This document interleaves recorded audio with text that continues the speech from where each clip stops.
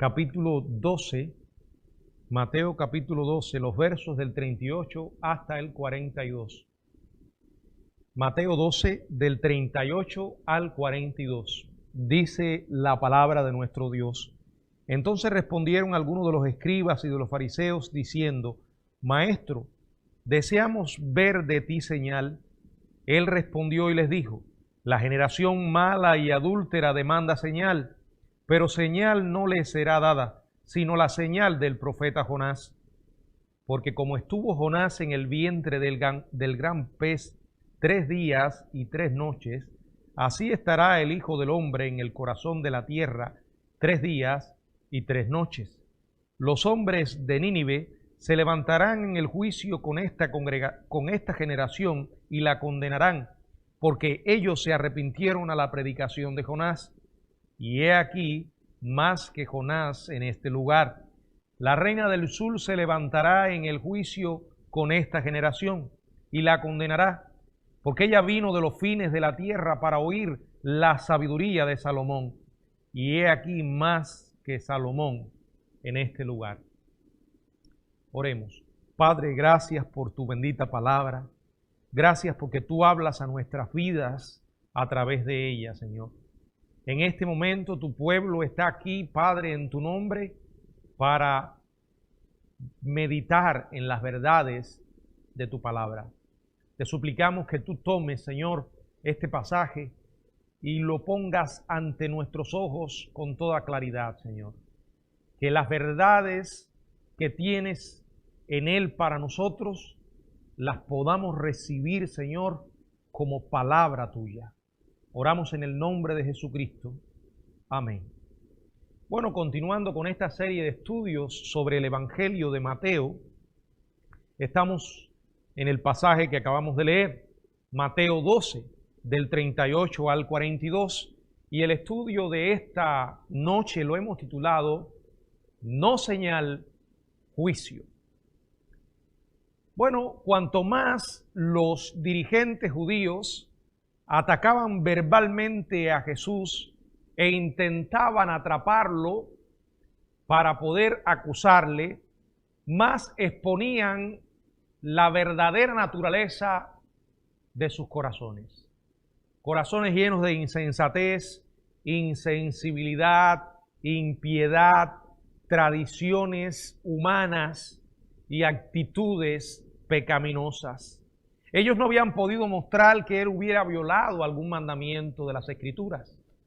Lo que Jesús había hecho una y otra vez era no someterse a sus tradiciones humanas, tradiciones con las cuales habían llegado a invalidar la palabra de Dios, como el Señor les dice claramente. Él no había violado, como dije, mandamiento de las Escrituras, no había profanado la ley del día de reposo, sino las cargas que ellos le habían puesto a las enseñanzas sobre el día de reposo. Ellos llegaron a acusarle de echar demonios con el poder del diablo, pero una y otra vez fracasaban en su intento de tratar de mostrar algo con lo cual realmente acusarle. Y quisieron esta vez estar más seguros para poder alcanzar éxito en su empeño de desacreditar al maestro. Y entonces vienen a él creyendo que hacerle esta petición o exigirle esto iba a demostrar con toda certeza que en realidad él no era el Mesías, sino como ellos pensaban, no más que un impostor, un engañador. Y entonces podrían salvar sus reputaciones. Pero contra la verdad no se puede. Jesús es la encarnación misma de la verdad. Y lo que Jesús dijo e hizo fue la verdad de Dios. Pero ellos lo intentaron una vez más. Y entonces vienen a él intentando que Jesús haga una señal, ahí en los versos del 38 al 40. Dice: entonces respondieron algunos de los escribas y fariseos. Dice la palabra algunos de los escribas y fariseos. Ellos formaron una especie de comité especial, delegado, para presentar este último reto a Jesús. Yo más bien llamaría esta trampa con la que querían destruir al maestro. Y entonces vienen y le dicen: maestro, deseamos ver de ti señal. Y es realmente interesante cómo se expone la hipocresía de estos personajes al dirigirse a Jesús y llamarle maestro. Era una evidencia de su hipocresía. Al llamarle maestro estaban siendo sarcásticos. Además, ellos habían considerado a Jesús y lo consideraban un hereje y un blasfemo.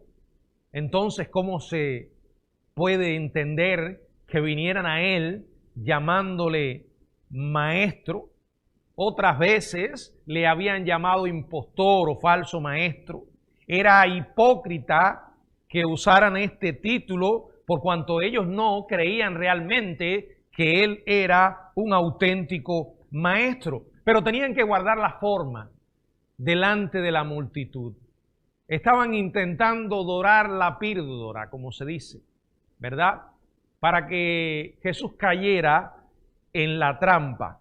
Y quizás si tenían hacia él un poco de adulación, él estaría más descuidado, menos a la defensiva, y mayor era la posibilidad de que cayera. Pero no acababan de entender estos sujetos con quién estaban tratando. No acababan de comprender que aquel que estaba allí era alguien más que un maestro. Era el Hijo de Dios y el único que tenía la capacidad para leer los pensamientos y las intenciones del corazón, y que por ni por un mínimo de segundo él sería engañado. Y aquí lo tenemos. Vienen a él llamándole maestro, le hacen esta petición: deseamos ver de ti señal. O sea, es una petición a que Jesús demostrara que él realmente era el Mesías. Si él lo era, podía realizar una señal lo más sorprendente que podían imaginar, como una muestra de que era el verdadero Mesías. Aquí no se especifica qué tipo de señal ellos querían, pero debió haber sido algo extraordinario, algo que quizás pudiera tener una magnitud mundial, de mayor alcance. Y es realmente chocante que ellos le pidieran a Jesús esto, cuando nosotros somos testigos por los evangelios que Jesucristo una y otra vez estuvo realizando señales. Una y otra vez estuvo presentando sus credenciales de quién realmente él era. Y una y otra vez ellos no quisieron ver la mano de Dios. Una de las cosas que vamos a aprender es que la petición que hicieron los escribas y fariseos sigue siendo la petición de mucha gente hoy para decir que entonces creerán en Dios. Mucha gente tiene la osadía de decir: bueno, si tal vez Dios fuera un poco más claro, más visible, si dejara de ser un Dios silencioso, si se me apareciera en mi cuarto, o yo pudiera tener una cita con Él en mi oficina y me hablara personalmente, tal vez si Dios a pleno día comenzara a hacer señales en el cielo y a decir: estoy aquí, yo creería en Él. Pero hermanos, al igual que los escribas y los fariseos, esto no es más que una excusa. Por eso Jesús se niega a concederle lo que ellos le estaban pidiendo. Porque las señales no son las que salvan al hombre. Las señales que Jesús realizó en los evangelios, como dije, eran credenciales de quién realmente era. Sin embargo, esas señales a muchos les llevó a volverse a Él y entonces recibir la salvación, pero otros la rechazaron. La gente se salva oyendo el evangelio. La Biblia dice que es el evangelio el que es poder de Dios para salvación, no las señales. Las señales simplemente captan la atención del hombre. Por ejemplo, cuando digo esto me viene a la mente lo que dice la Biblia en el Salmo 19, versículo 1. Los cielos cuentan la gloria de Dios y el firmamento anuncia la obra de sus manos.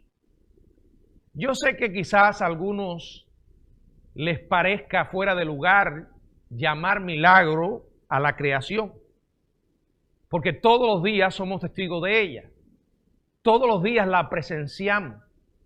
Ahora, porque estemos acostumbrados a ver la maravillosa creación de Dios, no significa en ninguna manera que deja de ser algo extraordinario. Y que esa misma creación llama la atención sobre un creador. Sin embargo, ¿cómo reaccionan las gentes ante semejantes evidencias? Muchos siguen rechazando al Creador, mientras que otros han sentido interés en conocer a ese Creador. Y es entonces cuando Dios lleva a sus vidas la buena nueva de salvación y cuando la gente cree. Pero no todo el mundo está dispuesto ante semejantes señales a venir a Dios con humildad y con una verdadera necesidad espiritual. La misma palabra del Señor nos dice la reacción que el hombre ha tenido a lo largo de la historia ante las evidencias de Dios. Dice Romanos capítulo 1, verso 20, porque las cosas invisibles de Él, su eterno poder y deidad se hacen claramente visibles desde la creación del mundo, siendo entendidas por medio de las cosas hechas, de modo que no tienen excusa. O sea, Dios se ha revelado. La creación misma es un testimonio de la revelación de Dios.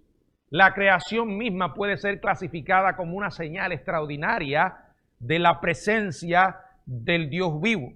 Sin embargo, miren el verso 21, pues habiendo conocido a Dios, no le glorificaron como a Dios ni le dieron gracia, sino que se envanecieron en sus razonamientos y su necio corazón fue entenebrecido. El hombre se cree que sabe mucho.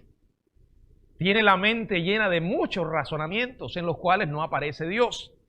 Dice el verso 22, profesando ser sabio, la sabiduría humana, por medio de la cual el hombre jamás llegará a conocer a Dios, se hicieron necios, a tal punto que la Biblia define la necedad como negar a Dios. Dijo el necio en su corazón, no hay Dios. Y entonces cambiaron la gloria del Dios incorruptible en semejanza de imagen de hombre corruptible, de aves, de cuadrúpedos y de reptiles. No se crea el cuento de los escribas y fariseos. Las señales no hacen que la gente nazca de nuevo. Lo que la gente necesita es el evangelio de Jesucristo. Dios soberanamente puede hacer las señales que quiera. Pero repito, esas no son las formas en las que el hombre se entrega a Cristo. Solo puede que despertar la curiosidad, el interés. Y aquí ellos estaban pidiendo una señal adicional, una señal de escala superior. Para ellos no era suficiente lo que Jesús hasta ese momento había hecho. Piénsenlo. Jesús llegó a realizar las señales más grandes que un ser humano puede contemplar. Llegó a levantar muertos. Llegó a devolver la vista a ciegos y a sanar leprosos. No podían esconder las evidencias que ante ellos estaban. Dios entre los hombres, cosas que solo Dios puede hacer. Y sin embargo, muchos le rechazaron. No es que los dirigentes judíos esperaran que Jesús realizara alguna señal. Ellos no estaban esperando eso. Lo que se proponían era demostrar que Él no podía realizar esa señal. Y entonces lo desacreditarían delante de la gente. Ellos ya tenían el propósito establecido de demostrar que Él era un mentiroso. Y por eso le pidieron señal. Ahora, ¿cómo Jesús responde ante tal petición? Verso 39. Él les respondió y les dijo: la generación mala y adúltera demanda señal, pero señal no le será dada, sino la señal del profeta Jonás. Jesús se negó a concederle lo que ellos estaban pidiendo. Jesús respondió a este hipócrita reto declarando en primer lugar que la misma solicitud de una señal estaba reflejando las expectativas malvadas de ellos, a quienes Jesús llegó a llamar ¿cómo? Generación mala y adúltera. Palabras fuertes.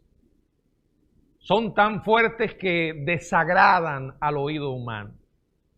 Sin embargo, yo me atrevería a decir que estas palabras describen de una manera fiel la condición humana. No solo de los escribas y los fariseos, sino de todos los seres humanos en sentido general. Fíjense que el Señor usa la palabra generación. En este caso, de judíos, no solo era física y mentalmente adúltera, sino que también lo eran espiritualmente porque habían violado los votos de su relación única de pacto con Dios. En otras palabras, se lo diré más simple, habían vuelto la espalda a Dios. Habían sido infieles al Dios que los había llamado. Y en cierto sentido es la misma historia del hombre rebelde hacia Dios. Como dije, Dios se manifestó. El hombre no tiene excusa para reconocer que existe un Dios. El Dios verdadero. El autor y creador de todas las cosas. Dios no ha dejado al hombre en oscuridad, le dio un poco de luz. Sin embargo, de manera general, en lugar de seguir esa luz, profesando ser sabios, se hicieron necios. Rechazaron la luz. Los escribas y fariseos representaban la nación de Israel, que se había apartado de la palabra y de la comunión con Dios. Esa es la interpretación del versículo, pero un versículo puede tener una interpretación, pero muchas aplicaciones. Y una de ellas es esta. Es una representación y una descripción de la condición humana. El hombre por naturaleza es rebelde hacia Dios. Le ha dado la espalda, ha sido infiel al Dios vivo. Aquí el Señor les llama generación mala. El Señor dice, no hay justo ni aun uno. La palabra de Dios dice, por cuanto todos pecaron. Una y otra vez la Biblia nos recuerda la verdadera condición humana. Porque la paga por el pecado es muerte. El hombre sin Jesucristo es un pecador perdido. No tiene esperanza. Si usted mira estas palabras a la luz de lo que hoy contemplamos en la sociedad en la que vivimos, encaja perfectamente. La nuestra es una generación mala y adúltera, al igual que fueron los judíos. El hombre ha decidido seguir por su propio camino y no tomar en cuenta a Dios. Dolorosamente vemos cómo dice la palabra que cada cual se apartó por su camino. El hombre sigue hoy la senda que le conduce al mismo infierno. Bueno, no vamos a tomar mucho tiempo en esto, pero la carta a los Romanos es una descripción fiel de la condición perdida del hombre. En Romanos capítulo 3, dice claramente a partir del verso 10, no hay justo, ni aun uno. No hay quien entienda. Y es cierto, si el Señor no ilumina la mente de una persona, el espíritu lo despierta, la persona no puede entender porque el hombre natural no percibe las cosas del espíritu. ¿Y quién puede entender? El que quiere de verdad. No hay quien entienda, no hay quien busque a Dios. Todos se desviaron, a una se hicieron inútiles. No hay quien haga lo bueno, no hay ni siquiera uno. No en vano el Señor llama a estos personajes generación mala y adúltera. Una generación mala y adúltera que se caracteriza por un hablar corrupto. Sepulcro abierto es su garganta. Con su lengua engañan. Por momentos nos parece que la verdad, la práctica de la verdad y la integridad al hablar ha desaparecido totalmente. La gente hoy usa la mentira con una facilidad extraordinaria. Y se acostumbran tanto a la mentira que no se dan cuenta cuando mienten. Veneno de áspides hay debajo de sus labios. Su boca está llena de maldición y de amargura. Díganme, si no es una descripción fiel de lo que hoy vemos. Los pies se apresuran para derramar sangre. Quebranto y desventura hay en sus caminos. Y no conocieron camino de paz. Y escuche el verso 18. No hay temor de Dios delante de sus ojos. Por eso la gente hoy usa el nombre de Dios con una ligereza extraordinaria. Por eso algunos se burlan de Dios una y otra vez. Y cuando se burlan de los cristianos y de la iglesia, se están burlando de Dios. Cuando persiguen a los cristianos, están persiguiendo a Jesucristo. La Biblia es clara. La generación mala y adúltera demanda señal. Oh, no. ¿Cómo yo voy a creer a un tipo que se para todos los domingos a hablar allí de la Biblia y a decir cosas?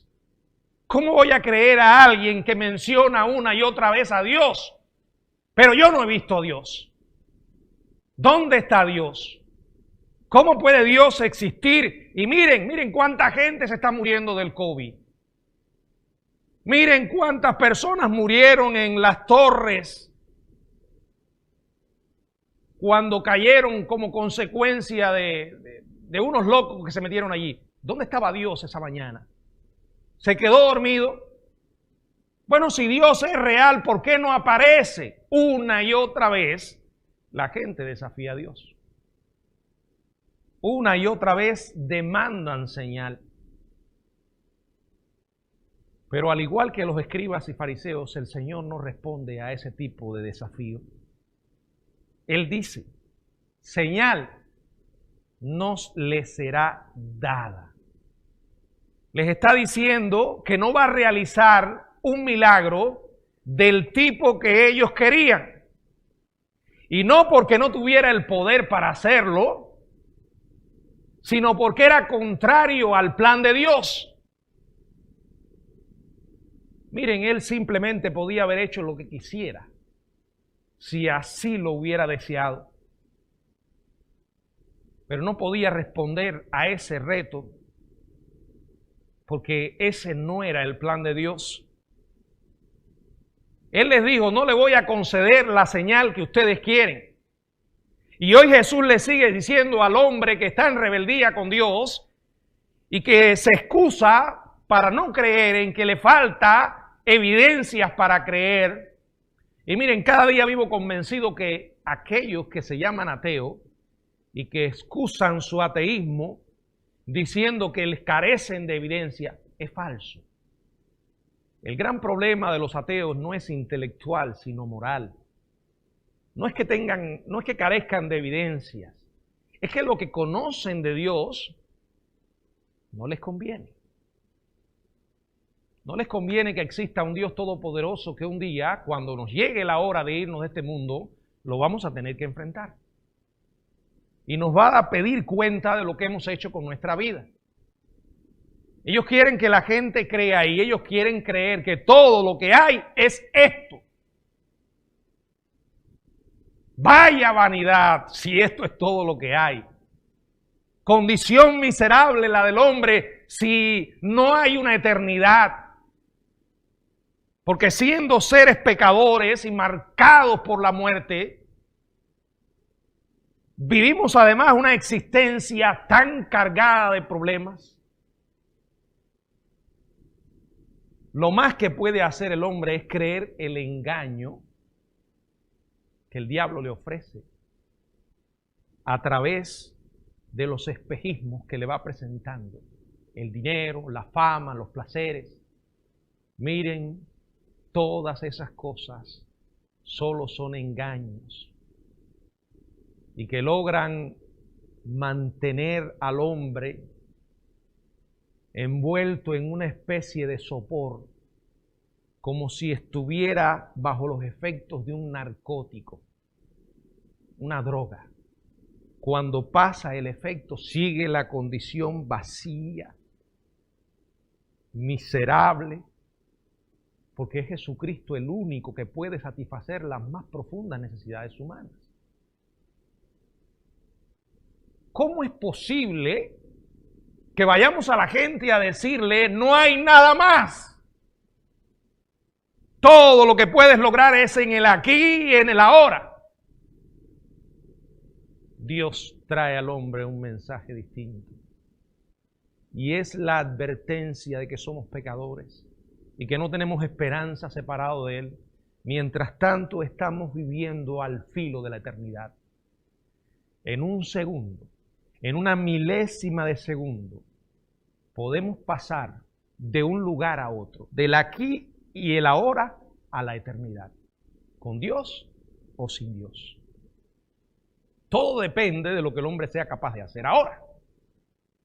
Él dijo, no le será y hacer en cuanto al evangelio, no hacer en cuanto a buenas obras, porque el cielo no llegamos por lo que hacemos nosotros, sino por lo que Él hizo. No le será dada, sino de la del profeta Jonás. Ustedes recuerdan la historia cuando el Señor llamó a Jonás para que le predicara a Nínive y él se negó a obedecer. Huyó a Tarsis. Qué ridículo. Jonás pensaba que podía esconderse de la presencia de Dios. Se metió en un barco y el Señor envió una gran tormenta y Jonás fue lanzado al mar para salvar al resto de los hombres a bordo. Terminó tragado por un gran pez, un monstruo marino, y estuvo allí 3 días y 3 noches. Por cierto, los críticos de la Biblia se han burlado a lo largo de la historia de este cuento. Dicen que es un cuento, es un mito. Sin embargo, aquí vemos que el Señor Jesucristo lo emplea y le da su aprobación como una historia real. Y de hecho lo usa para contrastar su propio sacrificio. Porque como estuvo Jonás en el vientre del gran pez 3 días y 3 noches, así estará el Hijo del Hombre en el corazón de la tierra 3 días y 3 noches. Jesús mismo nos dice que cuando Jonás pasó en el vientre del gran pez 3 días y 3 noches, antes que fuera vomitado en la orilla, esto sí tipificó la sepultura del Hijo del Hombre, que estuvo en el corazón de la tierra 3 días y 3 noches. Está recordando que Él murió y fue sepultado y no quedó allí como Jonás. Fue devuelto por el pez, el Señor venció la muerte. Su muerte, sepultura y resurrección conforman lo que la Biblia llama el Evangelio de Jesucristo. Y por cierto, ese es el único medio a través del cual el hombre puede llegar a conocer a Dios. Dice 1 Corintios capítulo 15. Además os declaro, hermanos, el Evangelio que os he predicado, el cual también recibisteis, y en consecuencia de haberlo recibido, en el cual también, ¿qué? Perseveráis. Por el cual, asimismo, si retenéis la palabra que os he predicado, sois salvos si no creéis en vano. Porque primeramente os he enseñado lo que asimismo recibí, que Cristo murió por nuestros pecados, conforme a las Escrituras, y que fue sepultado, y que resucitó al tercer día, conforme a las Escrituras. Muerte, sepultura y resurrección de Jesucristo. Pero como a la gente le encanta criticar la Biblia, otra de las críticas es que Jesús se equivocó. Se equivocó en cuanto al tiempo que pasaría realmente en la tumba. 3 días y 3 noches. Nosotros, hoy, en el uso moderno de la frase día y noche, estamos queriendo decir no necesariamente un día completo de 24 horas, sino lo podemos emplear para referirnos a una parte representativa de un día. Pasar un día o un día y una noche visitando una ciudad vecina no requiere pasar necesariamente 24 horas. Podría referirse a llegar temprano en la mañana y a partir unas horas después al anochecer. De la misma manera, el uso que Jesús hace de 3 días y 3 noches no tiene necesariamente que interpretarse como 62 horas. 72 horas. 3 días de 24 horas. El Talmud judío decía, cualquier parte de un día es como el todo. Jesús simplemente, usando una generalización común y bien entendida, usó estas palabras. Ahora Él les dice, no les será dada señal. Es como aquel rico cuando fue al infierno y allí en el infierno se volvió misionero, muy tarde para ser misionero, y quería que le avisaran a su familia. Y les dijo, si alguno se levanta entre los muertos y va a ellos y les advierte, se arrepentirán para que no vengan a este lugar. Y el Señor le dijo, a Moisés y a los profetas tienen, tampoco se persuadirán si alguno se levanta de los muertos. Y se levantó uno y regresó. Y aún así le siguen rechazando. Lo que el hombre necesita no es señales. Lo que el hombre necesita es el Evangelio. Miren la sentencia final. Los hombres de Nínive se levantarán en el juicio con esta generación y la condenarán, porque ellos se arrepintieron a la predicación de Jonás. Y he aquí más que Jonás en este lugar. La reina del sur se levantará en juicio con esta generación y la condenará, porque ella vino de los fines de la tierra para oír la sabiduría de Salomón, y he aquí más que Salomón en este lugar. Es una de las denuncias más mordaces de Jesús.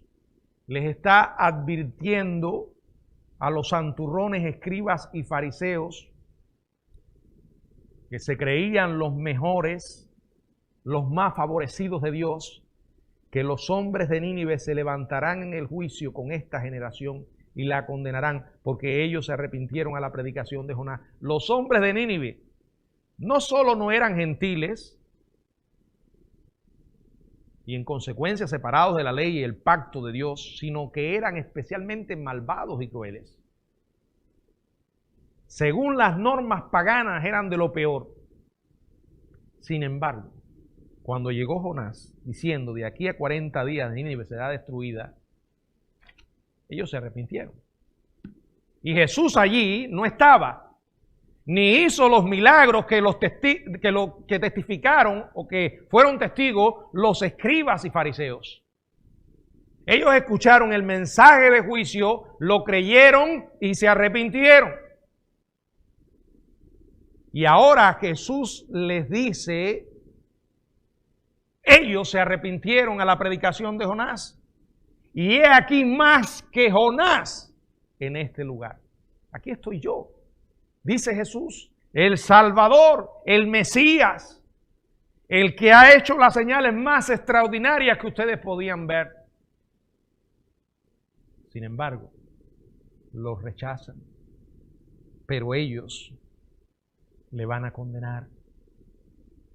Y no solo eso, él pone el ejemplo de la reina del sur. Dice que se levantará en el juicio con esta generación y la condenará. La reina de la antigua Saba, la nación de los sabeos, a menudo recibe el nombre de la reina del sur, porque su patria estaba en Arabia Baja, como a 2 kilómetros al sureste de Israel.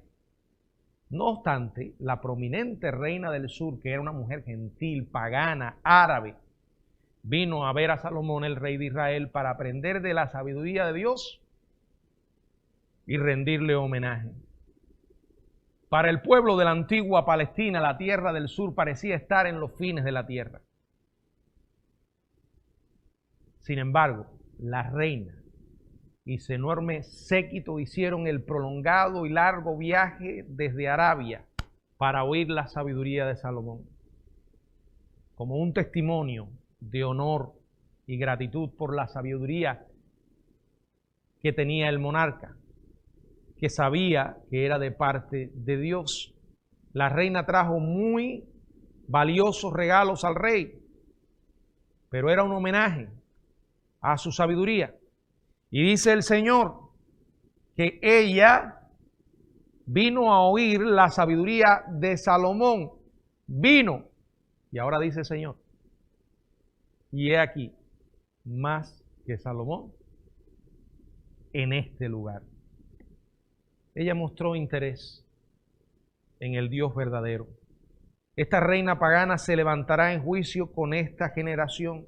Esa mujer gentil, sin ningún provecho y sin invitación, vino por su propia iniciativa para aprender de Salomón la verdad de Dios. Pero ustedes, judíos, de esta generación que han tenido tantas ventajas en comparación con la reina del sur y en comparación con los hombres de Nínive, no se arrepienten para creer. Dios hace responsable a los hombres. Claramente dice la palabra, no tienen excusas. Una y otra vez hace llegar la palabra a la vida de mucha gente. En estos tiempos que estamos viviendo, el Evangelio se ha estado predicando de una manera extraordinaria. Las redes sociales, el Internet, la gente ha estado expuesta de una manera muy especial al mensaje de Dios. Sin embargo, muchos siguen hoy sin creer. Dios hace responsable a cada ser humano por la respuesta que da al Evangelio. Un día Dios juzgará a cada ser humano. Apocalipsis habla del juicio ante el gran trono blanco. Ese momento va a llegar. Es tan cierto como que el hombre, cada ser humano, va a morir y va a tener que enfrentar a Dios. De manera que está establecido que los hombres mueran una sola vez y después el juicio. Por eso dice también la palabra, prepárate para venir al encuentro de tu Dios. Dios te está dando oportunidad tras oportunidad y tú sigues rechazando una y otra vez. Un día tendrás que darle cuenta a Dios por lo que has hecho con su palabra, por lo que has hecho con el Evangelio. No vas a poder excusarte. ¿qué haces con Jesús y con el mensaje que tantas veces has escuchado? Hermanos, nosotros tenemos el precioso tesoro del Evangelio que nos ha sido entregado por nuestro Dios, pero no para que lo guardemos, no para que lo atesoremos, es para que lo compartamos.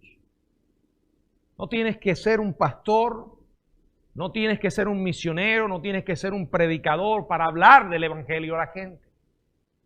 Si tú realmente crees lo que dice la Biblia que Jesús hizo por ti y crees las verdaderas implicaciones de semejante sacrificio, no puedes permanecer callado.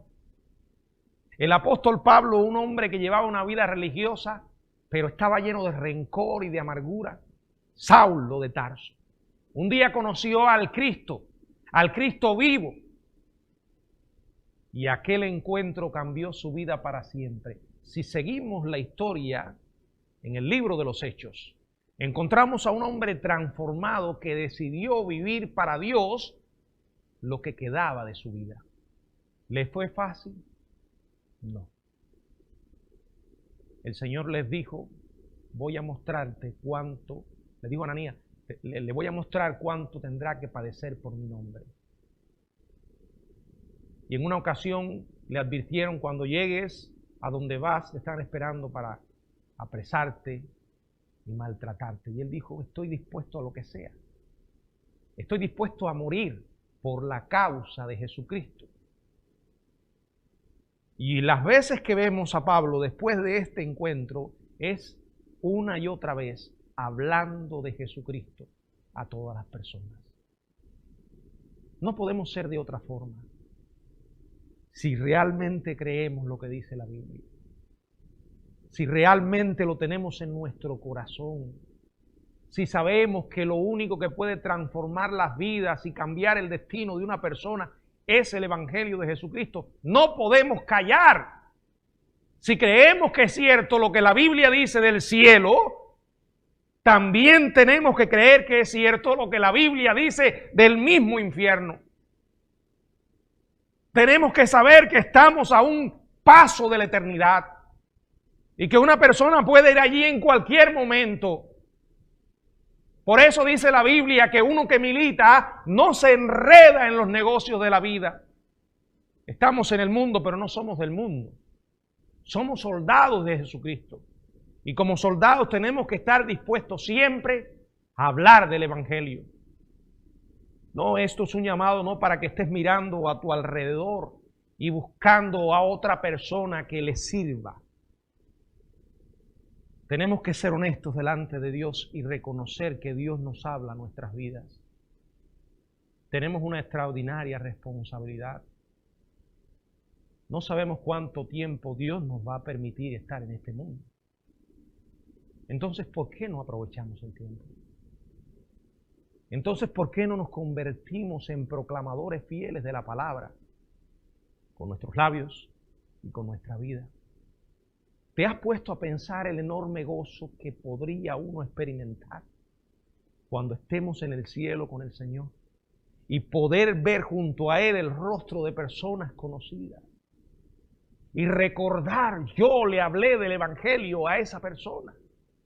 No, allí no vamos a pensar, Él vino al cielo porque yo le prediqué. No, llegamos al cielo por lo que hizo Jesucristo. Pero qué bueno es poder saber que Dios me usó como un instrumento. Y pude ser un canal de bendición para la gente. Eso es exactamente lo que Dios espera de nosotros. Tú y yo no hemos salvado a nadie, no podemos salvar a nadie, no podemos cambiar a nadie, pero sí podemos llevarle la verdad a la gente. Hoy cuando tantos se han convertido en proclamadores de mentiras y engaños, hoy cuando tantos creen en que dando señales, no importa si vienen de Dios o del diablo, hay que darle a la gente señales, entonces la gente va a creer. ¡Qué engaño! Lo que la gente necesita es el Evangelio. Lo que Dios determine hacer, Él es soberano. Pero la gente no se salva viendo milagros. La gente se salva creyendo en el Evangelio. Pero ¿cómo creerán sin haber quien les predique? ¿Y cómo predicarán si no fueren enviados? Bueno, Dios nos manda. Nuestra responsabilidad es obedecer. Y hacerlo a partir de ahora. Levantar el teléfono y llamar a esa persona que te preocupa grandemente y hablarle del Evangelio una vez más. Porque ¿sabes qué? No sabes si mañana podrá contestar tu llamada. Sí, hermanos. Necesitamos vivir con una perspectiva eterna, enfocados en la realidad de la eternidad, para que nuestras acciones en el presente puedan estar marcadas por esa eternidad y realmente nos preocupe. Cuenta Tim LaHaye que en una ocasión viajaba con un señor en un avión, una señora, y él estaba leyendo el libro de Apocalipsis cuando habla ante el juicio, ante el gran trono blanco. Y la persona lo estaba mirando. Y dice que de pronto sintió el impulso de entregarle su Biblia y decirle a esa señora, mire, este es uno de los libros más difíciles de la Biblia. Es el libro de Apocalipsis. Sin embargo, esto que estoy leyendo aquí no es tan difícil de entender. Por favor, lea esto. Y allí la mujer se puso a leer cuando dice la palabra que delante del trono estaban allí los grandes y pequeños y los libros fueron abiertos y el que no se halló el nombre inscrito en el libro de la vida fue lanzado al lago de fuego. Y le dijo, ¿usted sabe que eso que acaba de leer es una profecía de la Biblia? Está en Apocalipsis. Eso va a pasar. ¿Qué piensa? Y en ese momento la mujer lo miró y le dijo, si esto que dice aquí es verdad y va a pasar como usted dice, estoy en grandes problemas. Suficiente para que le pudiera hablar de Jesucristo. Hermanos, eso está en nuestras Biblias. Como en nuestras Biblias hay tantos pasajes que hablan del infierno. Sé que es un mensaje que la gente no quiere escuchar. Pero cuando usted enfrenta a un médico para que le diga qué es lo que tiene, usted está dispuesto a escuchar aunque la noticia sea mala. La gente necesita el mensaje de Dios, la verdad de Dios. Y créanme, hermanos, no les va a llegar si nosotros no obedecemos. No es señal. Hay que hablarle a la gente de que va a enfrentar un juicio. O acepta al Salvador, lo tendrá que enfrentar como juez.